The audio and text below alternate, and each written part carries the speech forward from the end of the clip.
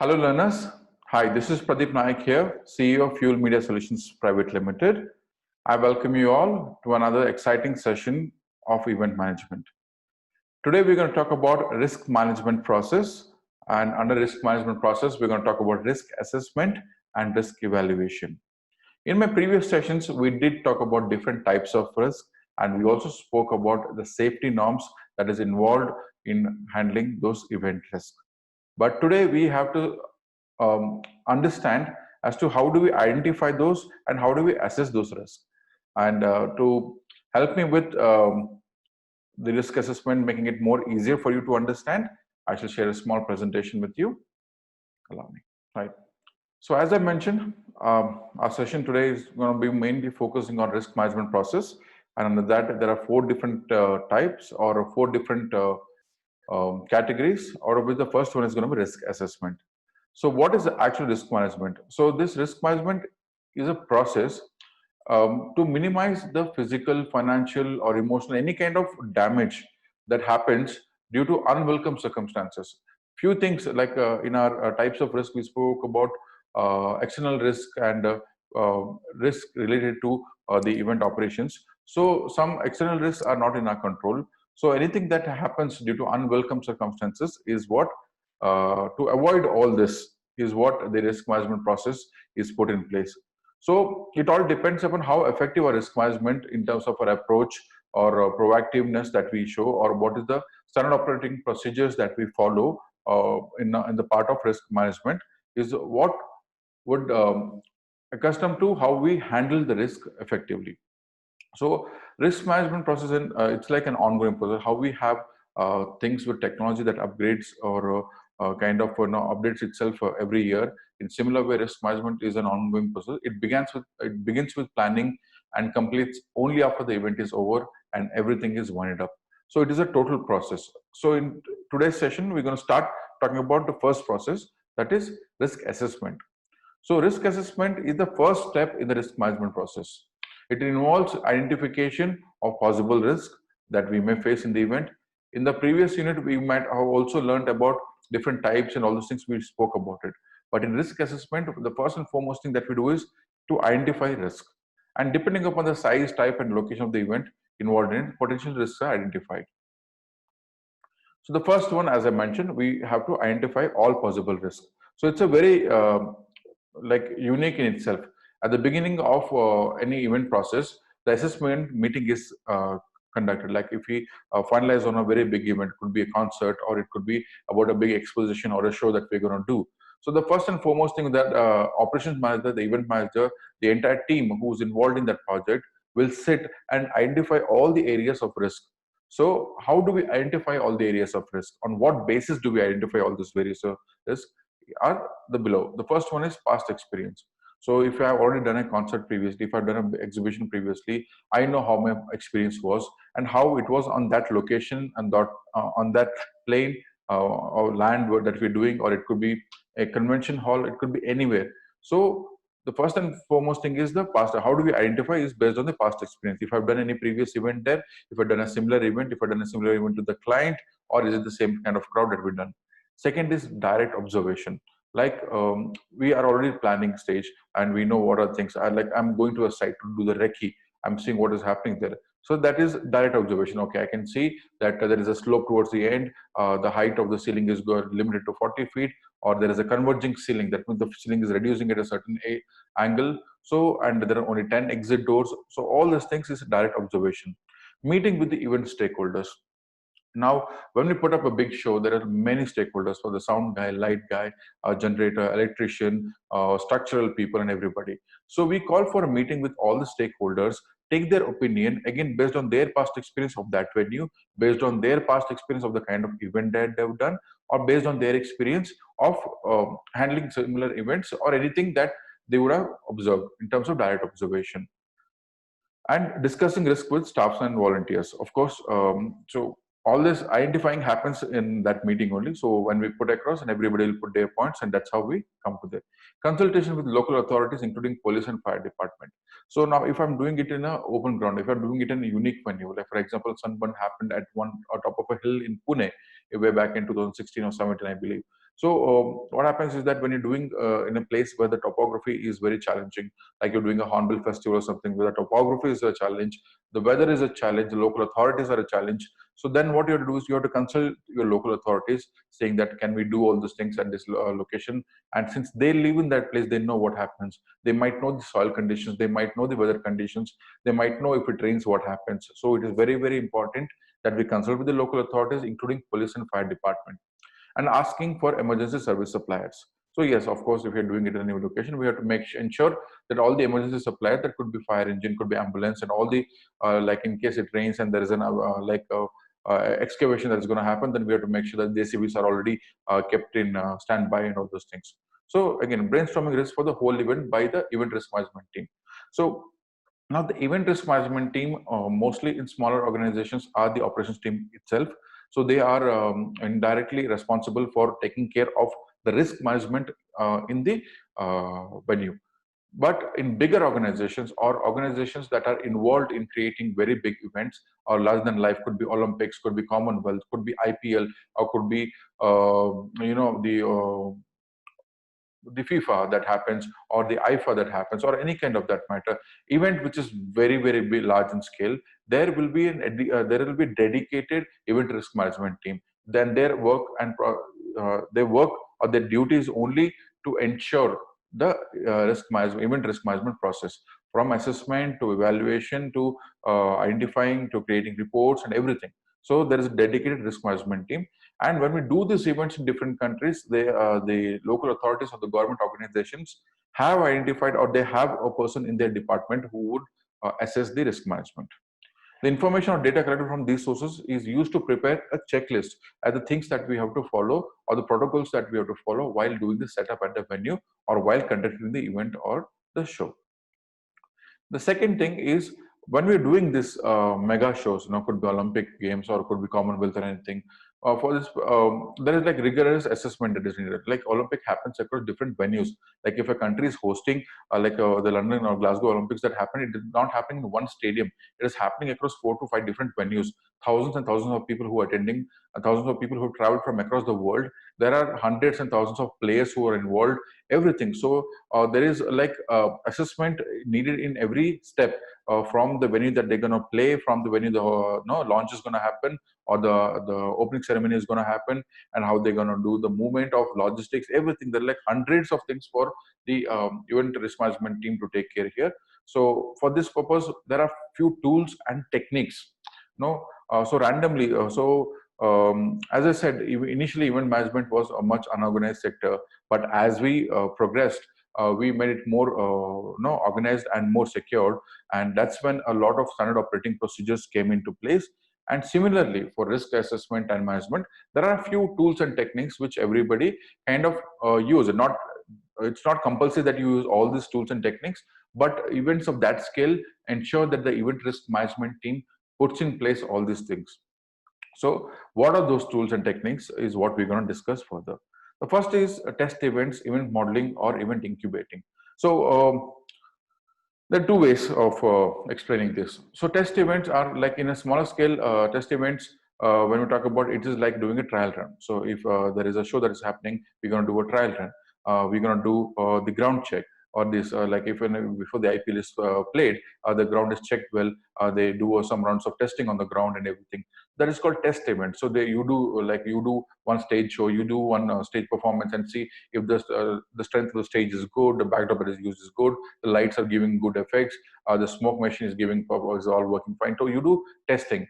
The second thing that you do is event modeling. So large scale event, they do a smaller model of it, and they the scaled down model of it. So 1:16 ratio or 1:20 ratio, and they see if everything fits in place, if there is good walkability space, if there is an emergency movement, is there enough movement for emergency, and everything is accessed in that model. So that is another. So the Olympic Organizing Committee carries out a detailed schedule of smaller events that test aspects of the overall plan. So like if there is an opening ceremony that is going to happen for the Olympic, they're going to do a small scale individual check of each of the elements that is involved in the opening ceremony, just to ensure the final event happens as they expected and not creating any kind of risk to the audience or to the investors. Next is the feasibility test. or what I call as the feasibility study. So we did touch upon the feasibility assessment during our safety norms that we were discussing under the risk management. So what are the factors that we have to consider under risk assessment for the feasibility study?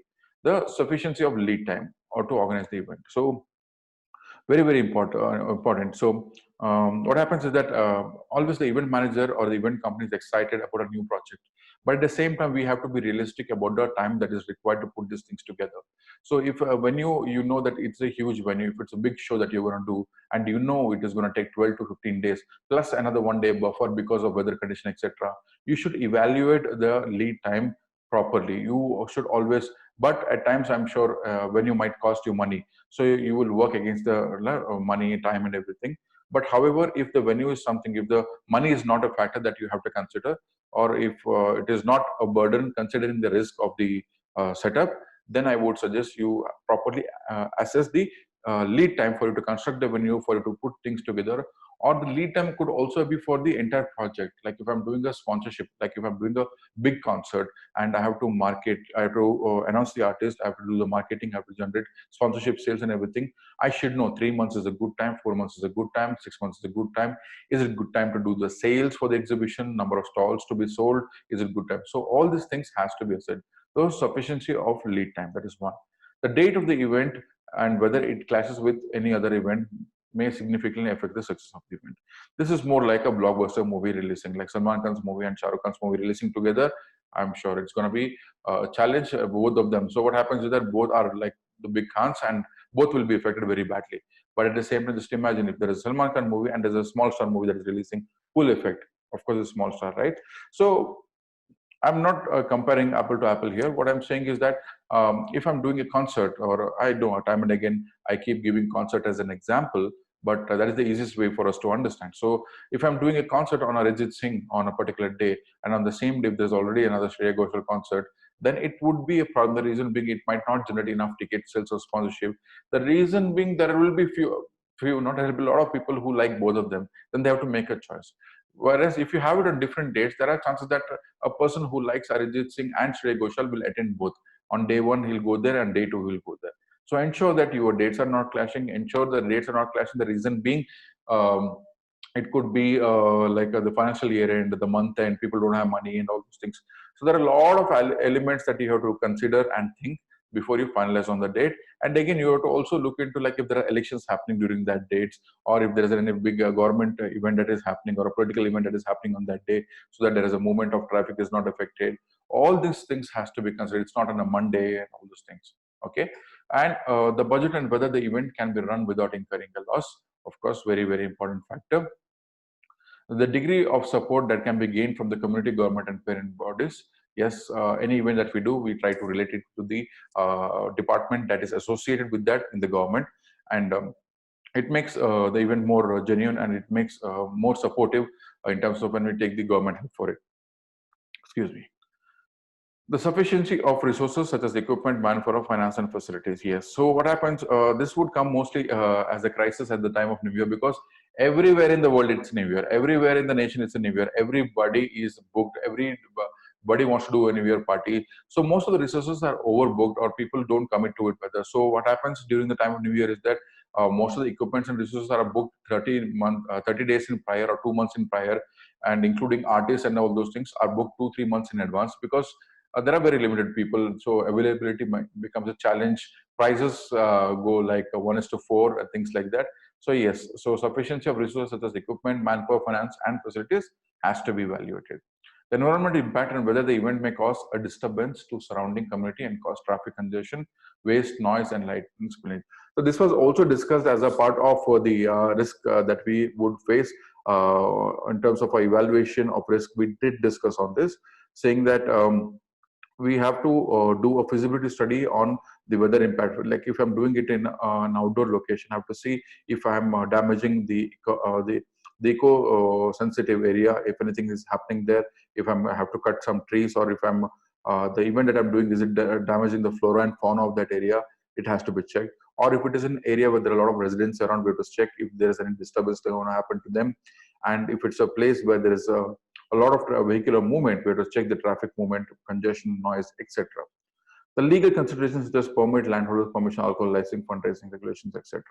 So the end of the feasibility study, the last one is the legal considerations. So when we do events, we have to take the music licenses, we have to take the alcohol permission in case if the venue doesn't have a alcohol license, or if you have to take the local authority like the Mahanagarapalika permission, the board fire permission, etc. So ensure that all these things are in place or they have been taken into consideration.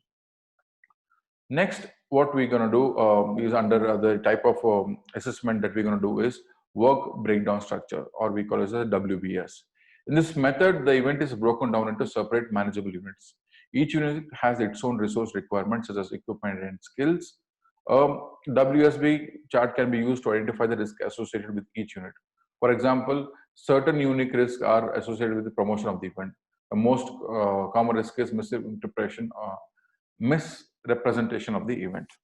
So what WBS means is that on a large scale event, when we do, one team or one person cannot look into different categories. So what we do is we divide it into, like, we do risk management for the marketing, we do risk management for the production, we do risk management for the event running show. So there are different divided, the different teams taking care of it.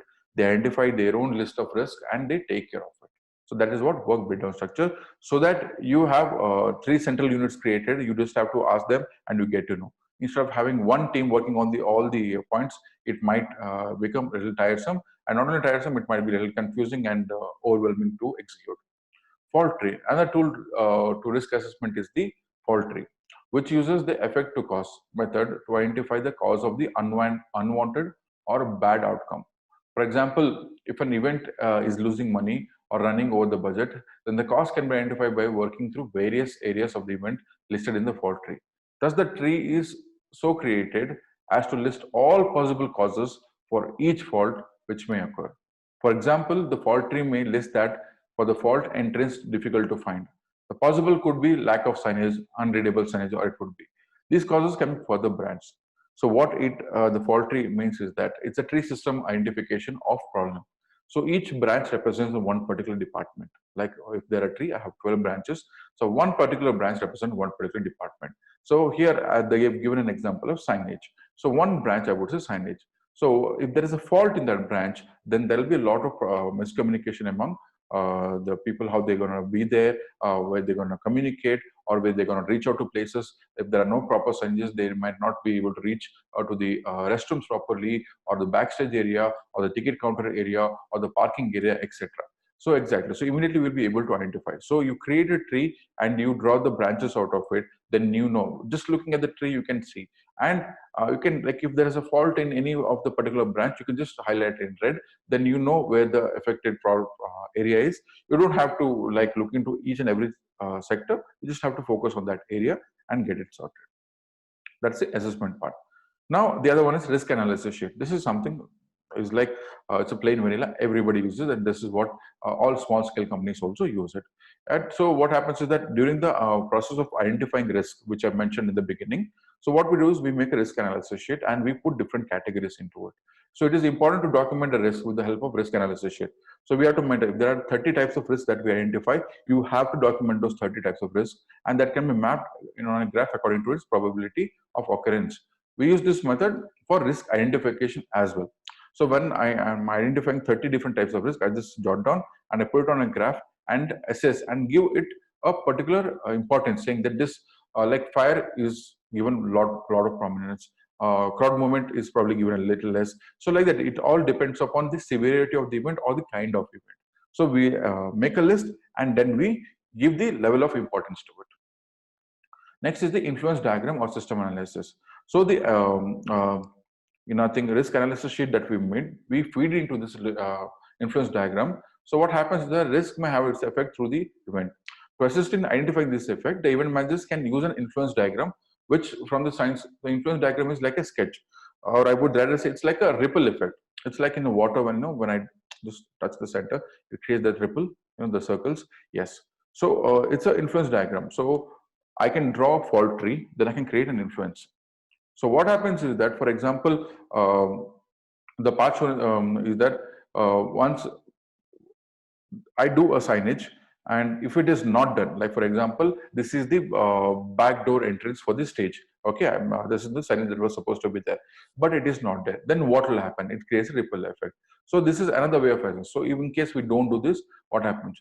This might not be very, very important, but again, on a bigger scale event, this is very important. The reason being, we'll have to see that in case this goes wrong, or if this risk erupts, then what are the influence areas? So you know the next influence is this. Okay, the artist might not come to the right place. Then what happens? The show might get delayed. Then what happens? So you are kind of informed about the next 10 possible risk issues that can happen within the first ripple itself.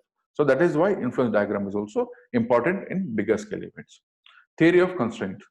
This theory suggests that first all constraints should be identified, and then the management process should be concentrated on eliminating or at least controlling this constraint.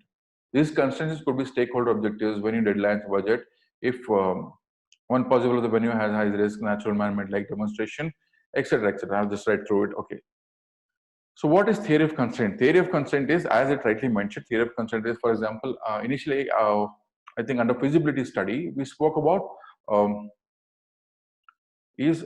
lead time. So now at times the venue, you will get it only 3 days prior, but you know that you need 4 days. So what do you do? So this is a constraint. Second is the budget constraint. Now you have 1 lakh as a budget, but you know it will go little more because you have to put extra wires, you have to put extra on a branding and everything is going to happen. So budget could be another constraint.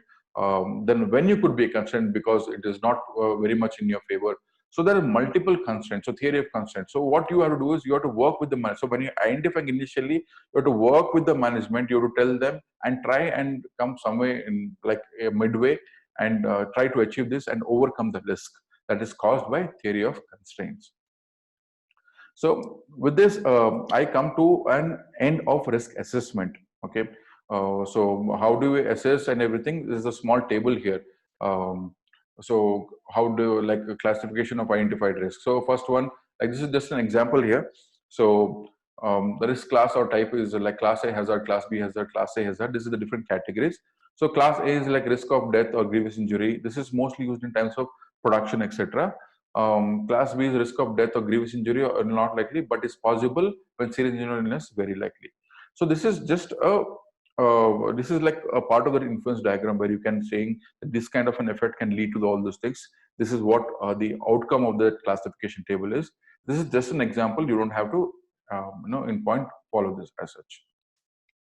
Second is that risk managers can develop their own criteria and do similar classifications on the probability of financial loss or damage or to reputation, success of event or event organizers. So another way to classify risk is according to its impact, which I'm showing in an example table below. So I've, as per your curriculum itself, I've taken a sports event, and this is how it is. So you can grade the type of event, the severity of the risk, like extreme, major, moderate, minor incident. This is severity. And what happens under extreme? What do we suggest? So what happens is that in the event report, which is required, so we'll have to mark it or we have to mention saying what was the like in case it happens, what are the type of risk that it was and what happened. So extreme like death, brain, spinal in a sport event, death, spinal injury, serious organ damage, permanent disability, emergency medical. This is I'm talking about in a sport event, like you might have seen Formula One or any kind of those kind of events. And second, they would say it's a major risk is when fracture, crash injuries, serious facial injuries, recovery of 6 weeks plus. Again, this also comes on a major. Moderate is like dislocation of certain ribs or bones or anything that happens. Recovery somewhere between 1 to 6 weeks. Minor is like your sprain or a first aid that is required. Participant continue even less than a week's recovery. And insignificant is something like you were walking down and just bruised yourself or just a small bite or anything. So these are so again, this classification is done by the risk management team so that at the time of those incident that happens, they will be able to evaluate and tabulate it in that category. And based on that severity, people can communicate also. So if there is like people when events happening in different venue, so the communication can happen based on the category of risk also. So we have an extreme risk thing and everything. So like that, you will have to create code words and accordingly communicate without creating any kind of panic to the people around. So this is a part of risk assessment. Risk evaluation. So how do we evaluate this risk?